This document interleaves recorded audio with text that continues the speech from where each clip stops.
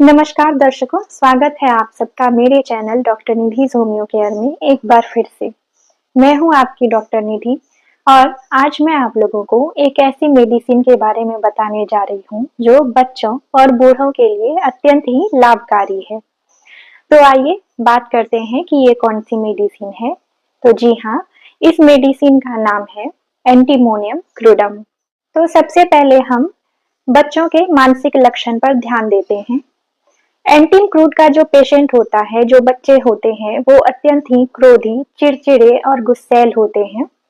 कोई व्यक्ति अगर उसकी तरफ इशारा कर देता है या उसे घूमकर देख लेता है या उसे छूने की कोशिश करता है तो वो और अधिक चिड़चिड़ा, क्रोधी हो जाता है। उसे बर्दाश्त नहीं होता कि कोई उसकी तरफ घूम कर भी देखे। अगर ऐसे लक्षण पेशेंट में देखे जाते हैं तो एंटिम क्रूड देने से ये बहुत ही फायदा करता है। जितनी भी बीमारियां हैं सभी कम होने लगती हैं। अब हम बात कर लेते हैं ओल्ड पेशेंट्स के मेंटल सिम्टम्स के बारे में। तो जो ओल्ड पेशेंट्स होते हैं वो दुखित होते हैं, उदासीन होते हैं, छोटी छोटी बातों पर रो देते हैं, ऐसी उनकी मानसिकता हो जाती है। तो आइए अब हम टंग के बारे में बात कर लेते हैं। तो एंटीमोनियम क्रूडम का जो पेशेंट होता है, चाहे वो बच्चे हों या बूढ़े हों, उनकी जीभ देखने पे ऐसा लगता है मानो किसी ने उस पे दूध का लेप लगाया हुआ हो। अगर इस तरह के सिम्टम्स क्लिनिक में देखने के लिए मिलते हैं तो उन्हें एंटीम क्रूड देने से बहुत ज्यादा फायदा होता है और उनके साथ साथ जो भी बीमारियां उनके अंदर चल रही होती है उनमें बहुत जल्दी आराम आ जाती है। अब हम बात कर लेते हैं होठ और नाक के बारे में। तो बच्चों और बूढ़ों का जो नाक होता है, उनकी ये जो दोनों साइड्स होती है, यहाँ फटी फटी मालूम होती है और जो होठ का पिछला हिस्सा होता है वो भी फटा हुआ होता है। ऐसा लगता है जैसे स्किन फट के उलट गई हो। इनका जो होठ होता है, होठ के दोनों साइड्स यहाँ भी फटे हुए होते हैं। इनके जो उंगली की नख होती है, यानी जो नेल होता है पेशेंट का, वो भी फटा हुआ रहता है। पेशेंट क्लिनिक में आके सिम्टम्स बताता है कि बहुत ज्यादा खाने की वजह से उसे पेट की बीमारी हो गई है और खाने में उसने क्या खाया होता है तो घी, दूध, मांस, मछली, मिठाई, ये सारी चीजें खाने की वजह से उसके जो पेट की कॉम्प्लिकेशंस होती हैं वो बढ़ी हुई होती हैं। और पेशेंट ये भी सिम्टम्स बताता है कि ठंडा पानी पीने से उनकी जो सारी बीमारी होती है वो एग्रावेट होती है और ठंडे पानी से नहाने के कारण भी उसकी बीमारी में बढ़ोतरी होती है, जिसके कारण कि पेशेंट नहाना नहीं चाहता है। मौसम में अगर ज्यादा सर्दी या ज्यादा गर्मी होती है तो भी पेशेंट बीमार हो जाता है। पेशेंट के पैर के तलवे में दर्द होता है जिसके कारण कि वो चल नहीं पाता है, उसे चलने में कष्ट होता है। पेशेंट ये भी कहता है कि उसे खट्टी चीजें खाने की बहुत ज्यादा इच्छा होती है और जब वो खट्टी चीजों का सेवन करता है तो उसे सहन नहीं हो पाता, उसकी बीमारी बढ़ जाती है, पेट के सिम्टम्स बढ़ जाते हैं। और पेशेंट यह भी बताता है कि उसे पर्याय क्रम से अतिसार और कब्ज भी होता है। यहाँ पर्याय क्रम से मतलब है कि पेशेंट को पहले कब्ज होता है और फिर डायरिया होती है, या फिर पहले डायरिया होती है फिर कब्ज होता है, जो अल्टरनेट होता रहता है।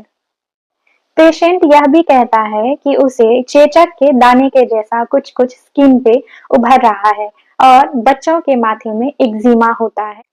चलिए आइए अब हम जानते हैं कि एंटीमोनियम क्रूडम मेडिसिन के पेशेंट का डायरिया कैसा होता है। ज्यादा खाने पीने की गड़बड़ी से पेशेंट का पेट खराब हो जाता है, लूज मोशन हो जाते हैं और मल कुछ पतला सा और कुछ गांठ गांठ सा कड़ा कड़ा निकलता है। पेशेंट को कुछ दिनों तक कब्ज रहता है और कुछ दिनों तक पतला दस्त होता है। ये लक्षण ज्यादातर वृद्धों में देखे जाते हैं और अगर ऐसे लक्षण हम क्लिनिक में डायग्नोस करते हैं तो हम एंटीमोनियम क्रूड देकर उसे ठीक कर देते हैं। एंटीमोनियम क्रूड का आगे का लक्षण जो होता है, मैं उसकी जानकारी आपको देते हुए ये बताना चाहती हूँ कि पेट से रिलेटेड जो भी समस्याएं हैं वो बिना कह यानी उल्टी किए हुए शांत नहीं होती है। एंटीमोनियम क्रूड का पेशेंट जो भी खाता है वही उल्टी कर देता है। जैसा कि मैंने आपको पहले बताया कि एंटीमोनियम क्रूड जो खाता है उसी तरह का डकार, उसी तरह की स्मेल उसके डकार में आती है। उसका पेट फूल जाता है, भूख की इच्छा नहीं होती है और छाती में जलन होने लगती है। एंटीम-क्रूड का जो बच्चा होता है वो अपनी माँ के स्तन का दूध नहीं पीना चाहता है, बल्कि अन्य दूध जैसे गाय का दूध पीना चाहता है। और बच्चे का जो मल होता है उसमें बिल्कुल उसी तरह के लक्षण होते हैं कि थोड़ा-थोड़ा गांठ और थोड़ी-थोड़ी पतली दस्त निकलती है और बच्चों के मल में दूध का छोटा-छोटा टुकड़ा भी देखा जा सकता है।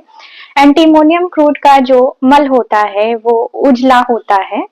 ऐसे लक्षण देखकर हम एंटीमोनियम क्रूड प्रिस्क्राइब करते हैं और बच्चों में जीभ का लक्षण भी देखना अत्यंत ही आवश्यक होता है। अगर जीभ में सफेद दूध के लेप जैसा बना होता है तो हम एंटीमोनियम क्रूड प्रिस्क्राइब करते हैं। और एक बात मैं आप लोगों को बता दूं कि ये जो मेडिसिन है एंटीमोनियम क्रूडम, ये मेडिसिन गर्मी के दिनों में हुई बीमारी में अत्यंत ही ज्यादा लाभकारी सिद्ध होता है। चलिए आइए अब हम बात करते हैं कि एंटीमोनियम क्रूड का चर्म रोग कैसा होता है, यानी स्किन का जो रोग होता है वो कैसा होता है। तो जी हाँ, मुंह, नाक, कान, गला आदि सभी जगह में एक्जिमा निकलता है और अगर एक्जिमा ना हुआ तो छाले या फोड़े की तरह का भी दिखता है। पैर और हाथ के तलवे में भी फोड़े निकल आते हैं जिसमें पीप भरे होते हैं। पैर और हाथ के तलवों में भी नुकीला नुकीला गांठ निकल आता है जो बिल्कुल कमल के फूल के कांटों की तरह दिखता है। कमल के कांटे के समान उद्वेग हाथों की हथेली और पैरों के तलवे में पेशेंट को उगते हैं जिससे पेशेंट को चलने फिरने में काफी कष्ट होता है। अब हम बात कर लेते हैं प्रिकली हीट की, जिसे हम घमौरी कहते हैं। तो घमौरी चेहरे, छाती, पीठ, कंधे सभी जगह देखे जाते हैं और ये बहुत ही ज्यादा खुजलाते हैं। गर्मी जैसे जैसे बढ़ती है वैसे घमौरी अत्यधिक खुजलाती है और ठंड हो जाने पे और आराम करने से खुजली कम हो जाती है। और अब हम बात कर लेते हैं कफ की, खांसी की। खांसी अक्सर एंटीम क्रूड के पेशेंट को सवेरे के समय होता है, सुबह सुबह के समय ज्यादा एग्रावेट करता है। खांसी क्रमशः ज्यादा होकर कम हो जाती है और अत्यधिक बलगम निकलता है। नाक के भीतर पीले रंग का म्यूकस जमा हो जाता है। और अब हम बात कर लेते हैं आंखों की बीमारी के बारे में। तो एंटीमोनियम क्रूडम का जो पेशेंट होता है, खासकर बच्चे, उनका पुराना जो रोग होता है आंखों का, जैसे आंखें उठ जाती है बच्चों की, आंखों से प्रदाह होने लगता है, आंखें बहने लगती है, ऐसा लगता है जैसे आंखें चिपक गई है, कुटकुटाहट होती है आंखों में, खुजली होती है बहुत ज्यादा। तो ऐसे में बहुत ही लाभकारी होता है एंटीमोनियम क्रूडम। जब बच्चे रात में सोते हैं तो उनकी आंखें सुबह खुलती नहीं है, आंखों की पलकें एक दूसरे से चिपक जाती है। ये एक विशेष लक्षण होता है एंटीमोनियम क्रूडम का।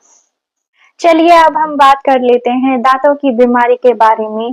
तो जो एंटीम क्रूड का पेशेंट होता है, चाहे बच्चे हों या बड़े हों, उनके दांतों में कैविटी हो जाती है, उनको ठंडा पानी दांतों में लगता है, दांत एक दूसरे से अलग अलग दिखाई पड़ते हैं, दांतों की जड़ों से खून आता है।